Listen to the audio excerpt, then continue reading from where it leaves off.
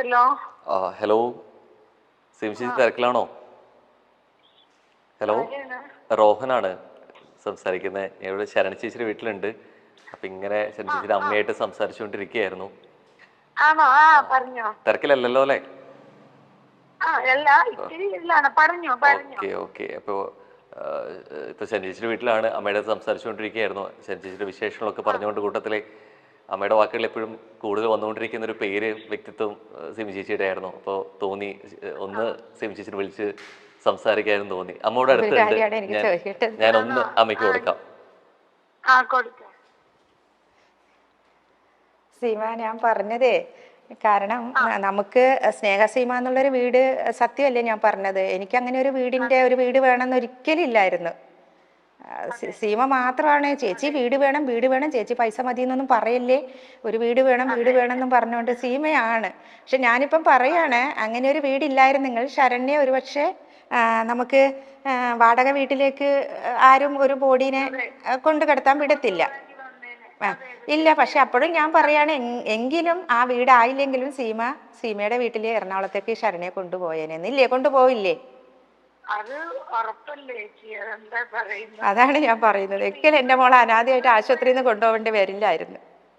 അല്ല, നമ്മുടെ വീട്ടിൽ ഇപ്പം ആര് വന്നാലും ഇപ്പൊ അതില് വന്നിരിക്കുന്ന അപ്പൂന്നാണെങ്കിലും അപ്പൂന്നൊക്കെ അറിയാൻ പറ്റും. നമ്മുടെ ഇവിടെ വലിയ ഒരു ഇതില്, കാരണം ഇങ്ങോട്ട് തിരിഞ്ഞാലും ഈ വീട് നിറച്ചും അവളാണുള്ളത്. ഞാൻ എവിടെ പോയാലും ഉള്ളത് അവളാണ്.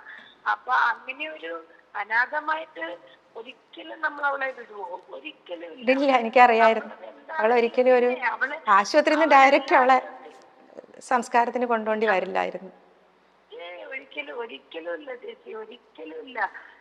എന്താണെങ്കിലും അവളെ ആ രീതിയിൽ തന്നെ, അതായത് TRS-ൽ നിന്നും വെറുതെയല്ല, കാരണം അവളെ മാലാകക്കുട്ടി പോലെ കാണണം എന്ന് വിചാരിച്ചിട്ടാണത്. അപ്പോഴൊന്നും എനിക്ക് ചേച്ചിയോടൊന്നും പറയാൻ പറ്റില്ല. ചേച്ചി അത് അറിഞ്ഞോന്ന് പോലും എനിക്കറിയില്ല.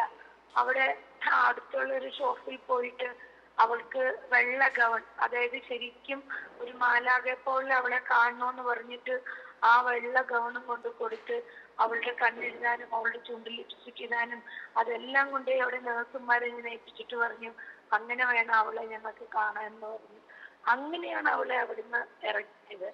അതൊന്നും പറയാൻ പറ്റുന്ന മാനസികാവസ്ഥ ആയിരുന്നതും ഇല്ലല്ലോ. ആരുടെ അടുത്തും ചേച്ചിയുടെ അടുത്തോ ഒന്നും നമുക്കിങ്ങനത്തെ കാര്യങ്ങളെ പറയാൻ പറ്റാത്ത സിറ്റുവേഷൻ ആയിരുന്നല്ലോ. ലാസ്റ്റ് മോള് പോയി, പിറ്റേന്ന് ബന്ധുക്കളെല്ലാം കെട്ടുപെറുക്കി പോയി. ഞാൻ ആരും കുറ്റം പറയല്ല, എല്ലാവർക്കും അവരവരുടെ തിരക്കുകൾ ഉണ്ടാവാം.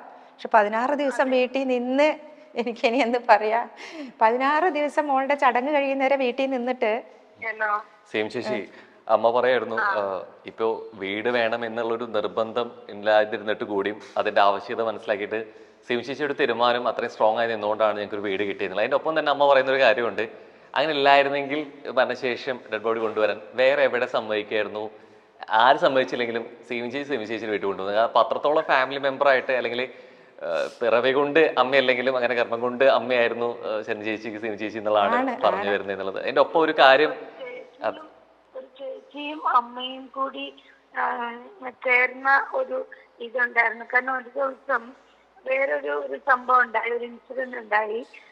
അന്ന് നമ്മുടെ സ്നേഹസീമയിൽ നിൽക്കുന്ന സമയത്ത്, അപ്പം അവിടെ ഒരു വാതിക്കൽ ഒരു ഗണപതി അമ്പലമുണ്ട്. അപ്പം അങ്ങോട്ടേക്ക് അവളുടെ തന്നെ എന്തോ ഒരു വഴിപാടിന് വേണ്ടി പോയ സമയത്ത് പെട്ടെന്ന് അവക്ക് ബാത്റൂമിൽ പോണോന്ന് തോന്നി. അപ്പം അവളുടെ വയറിൽ നിന്നും ഇങ്ങനെ ഒഴിഞ്ഞ്, അതായത് അത്രയും കുറച്ച് ഇതായിട്ടാണ് പോയത്. അപ്പൊ ഞാൻ പറഞ്ഞു, നീ വിഷമിക്കണ്ട, അത് ഞാൻ തന്നെ ചെയ്തോളാം, ഞാൻ തന്നെ എടുത്തോളാം. അപ്പൊ ഡ്രസ്സിലൊക്കെ ആയി. ഞാൻ തന്നെ അത് ആ ബക്കറ്റിലെ വെള്ളത്തില് ഒരു ഗ്ലൗസും ഇടാതെ, ഒരു ഇത് ഇടാതെ ഞാൻ എന്റെ കൈ കൊണ്ട് തന്നെയാണ് ഞാൻ അത്, കാരണം അത് ഫുൾ ഇതായിരുന്നു. അപ്പൊ അതങ്ങനെ, അപ്പൊ എന്നോടിങ്ങനെ എന്നെ നോക്കിയിട്ട് ചോദിച്ചു, ചേച്ചിക്ക് അറപ്പില്ലേന്ന് ചോദിച്ചു. അപ്പൊ ഞാൻ പറഞ്ഞു, എന്തിനാ അറപ്പ്? ഇപ്പൊ എനിക്ക് അങ്ങനെ എന്റെ മോളായിരുന്നെങ്കിൽ ഞാൻ അറച്ചു മാറി നിൽക്കുവോ? ഒരിക്കലും അറച്ചു മാറി നിൽക്കത്തില്ല. അപ്പൊ എന്താന്ന് വെച്ച് കഴിഞ്ഞാൽ, ഇത് മുൻജന്മത്തിൽ എപ്പോഴോ അല്ലെങ്കിൽ ഏതോ ഒരു ജന്മത്തില് അവൾ എന്റെ മകളായിരുന്നിരിക്കണം. അല്ലെങ്കിൽ ശരിക്കും പറഞ്ഞു കഴിഞ്ഞാൽ ഗീത ചേച്ചിയുമായിട്ടോ ശരണ്യായിട്ടും ഒന്നും ഇങ്ങനെ ഒരു ബന്ധം, ഇങ്ങനെ ഒരു ആത്മബന്ധം ഉണ്ടാകേണ്ട ഒരു ബന്ധവും ഞങ്ങൾ തമ്മിലില്ല. അതെ.